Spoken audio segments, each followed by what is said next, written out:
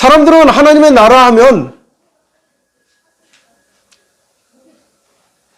활짝 핀 꽃들이 만발하고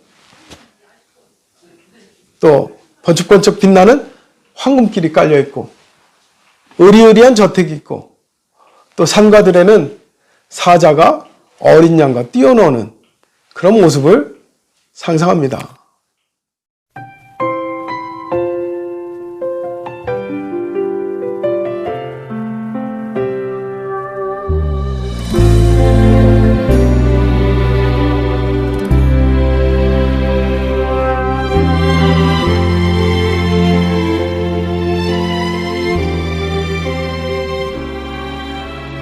오늘은 교회 절기에 있어서 종려주일이라고 합니다. 이날 예수님은 유월절을 지내기 위해서 예루살렘에 들어가게 되십니다. 예루살렘에 들어가실 때 사람들은 호산나! 호산나! 하고 외쳤습니다. 이렇게 환영하는 사람들 사이에서 예수님은 이렇다 하게 기분 좋은 그런 상황은 아니었습니다. 왜일까요? 예수님은 이제 이후로 어떤 일을 당하게 되실 줄 알고 계셨기 때문입니다. 종려주일은 예수님을 환영하는 날이었지만 동시에 며칠 뒤 예수님이 고난을 받고 죽음을 당하시게 되는 고난의 주일이기도 합니다. 예루살렘에 오신 뒤 가장 중요하게 여기시던 일이 있었습니다. 바로 하나님의 나라에 대해서 가르치는 일이었습니다. 오늘 우리가 읽은 말씀 속에 하나님의 나라에 대한 새로운 선포가 있습니다. 무엇입니까? 천국이 가까이 왔다. 이것이 바로 예수님의 새로운 선포였습니다. 사람들은 천국을 가는 것이라고 생각하지 천국에 온다는 생각을 해본 적이 없어요. 지금도 사람들은 천국 가려고 예수 믿는다고 하잖아요. 그런데 예수님은 말씀하십니다. 천국이 가까이 왔다. 천국은 얼마나 가까이 왔을까요?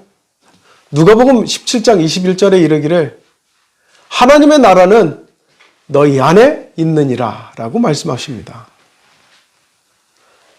우리 안에 하나님의 나라가 있다고 하신 만큼 천국은 가까이 왔다라고 예수님은 가르치고 계십니다. 그런데도 우리는 천국을 저 먼 곳으로 생각합니다. 우리는 천국에 대한 이해가 어떠냐면 천국은 언제 가냐? 내가 죽어서 간다고 생각합니다. 그래서 내가 죽어서 가는 저승 정도로 생각하는 곳이 바로 천국이죠. 사실 우리에게 놓인 곳이 두 개밖에 없어요. 천국, 지옥. 어쩐지 지옥은 정말 가서는 안 될 것 같으니까 천국이 어떤지도 모르면서 막연하게 천국 가야겠다는 생각을 합니다. 그러나 예수님은 천국이 우리 안에 있다고 말씀하셨어요. 우리 안에 있다고 말씀하신 것은 우리가 죽어서 가는 곳이 천국이 아니라 바로 우리가 살아가는 이 삶 가운데서 천국을 살아야 된다고 가르쳐주고 계시는 겁니다. 이 말씀을 이해하기 위해서는 우리가 가지고 있는 천국에 대한 개념부터 다시 알아야 합니다. 사람들은 하나님의 나라 하면 활짝 핀 꽃들이 만발하고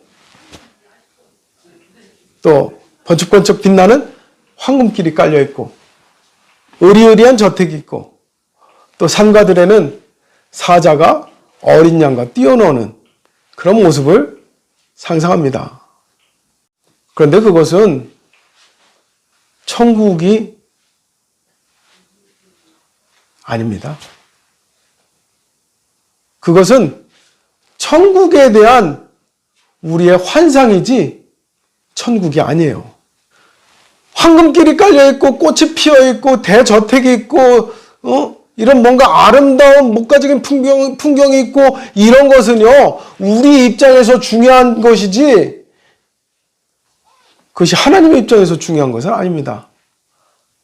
하나님의 입장에서는 하나님의 나라를 하나님이 다스리고 있느냐 하는 것이 중요한 겁니다. 하나님의 나라는 하나님이 주인이기 때문에 하나님의 나라인 것이지 황금길이 있어서 천국인 것, 하나님의 나라인 것은 아닙니다. 하나님이 무슨 금은 세공업자입니까? 황금길이 깔려 있어야지만이 하나님의 나라에게. 황금길이 깔려 있더라도 하나님의 다스림이 없으면 그것은 하나님의 나라가 아닙니다. 꽃이 만발했더라도 그곳에 하나님의 다스림이 없으면 하나님의 나라가 아닙니다. 사자와 어린 양이 뛰어놀더라도 그곳에 하나님의 다스림이 없다면 그곳은 하나님의 나라가 아닙니다. 하나님의 나라는 하나님이 다스리시기 때문에, 하나님이 주인이시기 때문에 하나님의 나라라고 하는 것입니다. 그렇기 때문에 예수님은 예루살렘에 오셨을 때 사람들이 막 호산나! 호산나! 막 이러는데 내가 이제부터 이 나라의 왕이야! 나를 위한 군대가 모여라!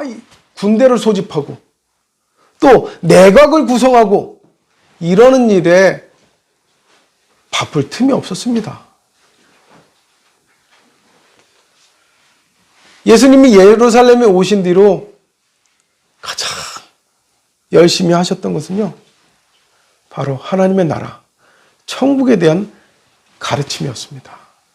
그리고 그 천국은 하나님이 나를 다스리시고 나의 주인이 되었을 때 이루어진다라고 예수님은 가르치고 계십니다. 아무리 멋진 세상이 펼쳐져 있다 하더라도 그곳에 하나님의 다스리심이 있다면 그곳은 곧 하나님의 나라가 됩니다. 아무것도 없는 사막과 같은 곳이라 할지라도 그곳에 하나님의 다스림이 있으면 하나님의 나라가 됩니다. 그러나 하나님의 다스리심이 없다면 그것은 하나님의 나라가 아닙니다. 사람들은 자꾸만 죽으면 가는 나라를 하나님의 나라로 여기는데요. 하나님은 죽은 유령들을 모아놓고서 유령의 나라를 만들려고 하시는 분이 아닙니다. 구약에서 하나님이 자주 언급하신 말씀이 있어요. 하나님은 누구의 하나님이다? 산자의 하나님이다. 하나님이 다스리기를 원하시는 사람은요, 죽은 사람이 아니에요. 산 사람이에요. 죽은 내가 아니라 살아있는 나입니다. 내가 천국을 보고 싶고 누리고 싶고 살고 싶다면, 그러므로 내가 살아있을 때 하나님을 왕으로 나의 주로 모셔야 하는 것입니다. 문제는 사람들이 천국을 하나님이 다스리시는 세계가 아니라 자기들의 세계가 천국이 되기를 바란다는 사실입니다.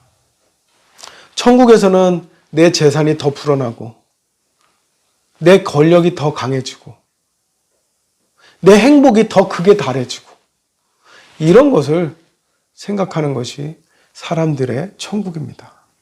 결국 그들의 천국에는 하나님이 계시지 않습니다.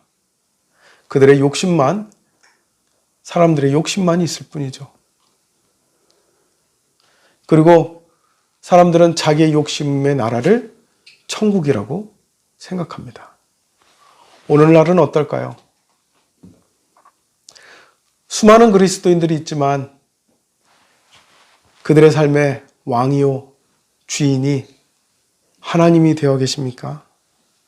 아니면 자신의 욕심이 되어 있습니까?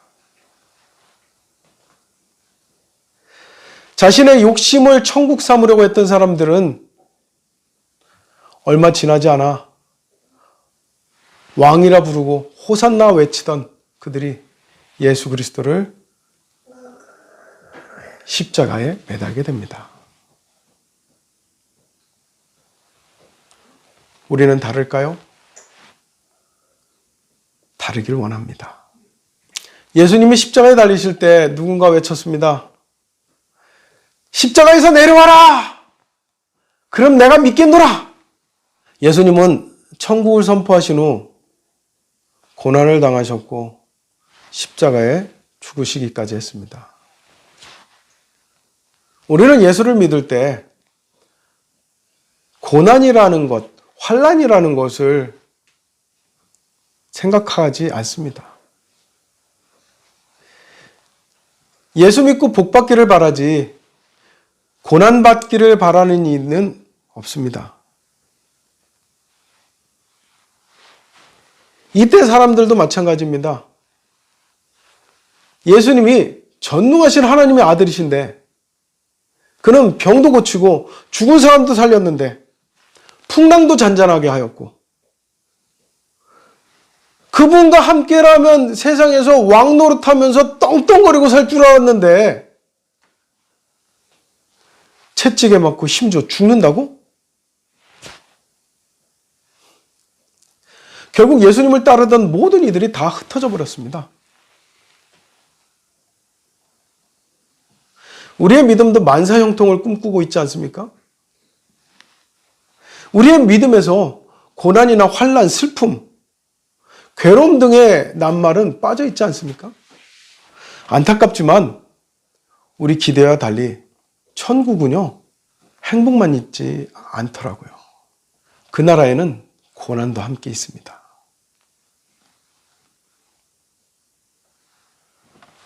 예수님의 제자들 중에서 만사형통의 복을 누리다가 죽은 제자들이 한 명도 없습니다.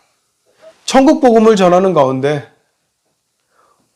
모두 힘겨운 삶을 살다가 세상을 떠났습니다. 그럼 이런 생각을 해볼 수 있어요. 예수를 믿는다는 것이 천국이 아니지 않나? 고난만 본다면은 절대로 천국이 아닐 수 있습니다. 그러나 로마서 8장 18절에는 말씀합니다. 현재의 고난은 장차 우리에게 나타날 영광과 비교할 수 없노라 하고요. 사실 우리의 삶도 고난과 함께 영광을 보게 됩니다. 힘든 수험생활 끝에서 진학이라는 영광을 보게 되죠. 고된 수련 기간을 통해서 능력을 얻고 실력을 쌓게 됩니다. 고난이 있더라도 피하지 않고 하나님의 다스리심을 믿는다면 하나님의 나라가 그들에게 임하게 될 줄 믿습니다. 예수님도 왕으로 불렸지만 고난을 당하셨습니다. 그러나 그것이 끝이 아니었습니다. 우리의 삶 가운데도 예수를 믿는데도 불구하고 고난과 어려움이 닥친다면 믿으십시오. 그것이 끝이 아닙니다. 고난당하신 예수님에게 부활이라는 영광이 있었던 것처럼 예수를 믿는 우리의 삶 가운데도 하나님의 섭리가 있을 줄로 믿습니다. 하나님의 다스림 가운데는 고난도 천국의 과정임을 믿으시기 바랍니다. 우리는 하나님의 다스림이 선하심을 믿어야 합니다. 고린도전서 4장 20절에는 말씀하시기를 하나님의 나라는 말에 있지 아니하고 오직 능력에 있다라는 말씀이 있습니다. 때때로 찾아오는 어려움이나 고난은 나를 무너뜨리라는 것이 아닙니다. 하나님께서 나를 다스리시는 과정 중에 하나입니다. 사도 바울은 빌립보서 4장 12절에 말하길 나는 비천에 처할 줄도 알고 풍부에 처할 줄도 알아. 모든 일, 곧 배부름과 배고픔과 풍부와 궁핍에도 처할 줄 아는 일체의 비결을 배웠노라고 하였습니다. 하나님은 우리를 하나님 나라의 일꾼으로 삼기를 원하십니다. 그러나 그 과정에서 하나님은 우리가 능력을 갖추기를 원합니다. 실력을 갖추기를 원합니다. 그러기 위해서는 고난도 필요합니다. 고난 없이 어떻게 실력이 생기고 어떻게 능력이 생깁니까? 우리가 태어나면서 가지고 있는 능력이라는 것은 숨쉬는 능력밖에 없습니다. 자라는 동안에 넘어지고 깨지면서 우리는 넘어지지 않는 법도 배우고 그리고 세상을 이겨내는 실력과 능력을 갖추게 되는 것입니다. 고린도전서 15장 10절에는 말씀합니다. 내가 낳은 것은 하나님의 은혜라 하고요. 지금의 나는 여러 고난을 통해서 하나님의 섭리 가운데 만들어진 사람입니다. 그 사실을 내가 믿는다면 나는 죽어서 천국에 가는 것이 아니라 이미 천국의 삶을 살고 있는 것입니다. 왜요? 하나님이 나를 다스리신다는 것을 믿었고 인정했기 때문입니다. 이번 주는 고난주간입니다. 이때가 되면 사람들은 예수님의 고난을 함께 느껴보겠다면서 금식을 하기도 하고, 또 어떤 이는 십자가를 지고 막 돌아다니기도 합니다. 그리고 어떤 이들은 뭔가 자신의 몸에 고통을 줌으로써 예수님의 고난에 참여하려고 합니다. 그러나 하나님이 주시는 고난은 그냥 고난을 체험시키는 게 목적이 아닙니다. 하나님이 주시는 고난은 우리의 성장을 위한 것이고, 우리의 승리를 위한 것이고, 우리의 능력을 위한 것입니다. 부디 오늘의 내가 있는 것은 바로 하나님이 주신 고난을 이겨내고 승리하게 하신 하나님의 함께 하심이 있었음을 믿으시기 바랍니다. 우리는 그 다스리신 가운데 성장하고 능력을 키웠습니다. 오늘 말씀의 제목이 천국을 선포하세요입니다. 천국은 입으로 선포하는 것이 아닙니다. 사람들은 내 입의 말보다 내 삶의 모습을 주목합니다. 고린도후서 3장 2절에 말씀하기를 너희는 우리의 편지라고 하였습니다. 무사람이 알고 읽는 바라 이렇게 말씀하고 있죠. 사람이 힘들 때 그 인격이 나타난다는 말이 있습니다. 고난 가운데 하나님의 다스리심이 내게 있음을 믿으시기 바랍니다. 고난으로 인하여서 쓰러질 것을, 좌절될 것을, 무너질 것을 생각하지 마십시오. 고난과 어려움 가운데서 하나님의 다스리심을 통해 나는 반드시 승리할 것을 믿으시기 바랍니다.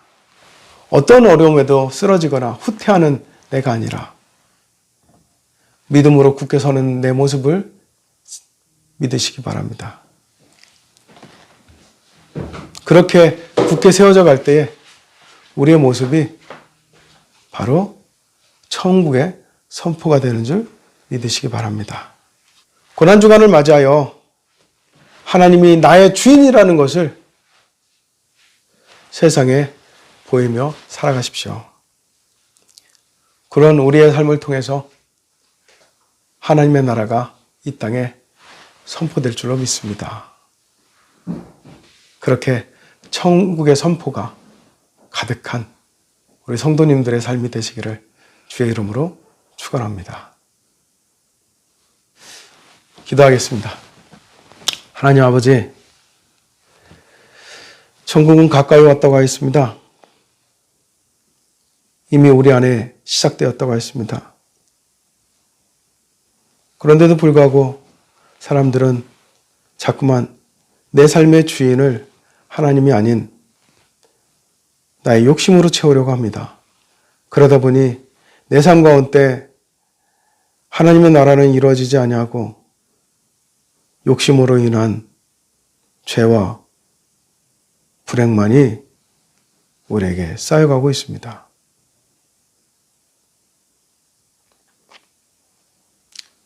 우리의 삶의 주인의 자리를 주님께 돌려드리기를 원합니다. 하나님의 다스림 가운데 우리의 삶이 천국을 향해 갈 수 있도록 인도하여 주시옵소서.